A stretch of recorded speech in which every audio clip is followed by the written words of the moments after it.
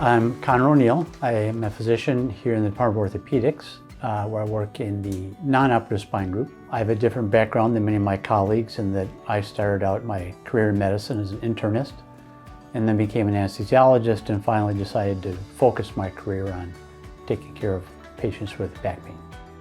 Figuring out the source of back pain is very difficult. Many patients assume that it's just a matter of looking at an MRI scan.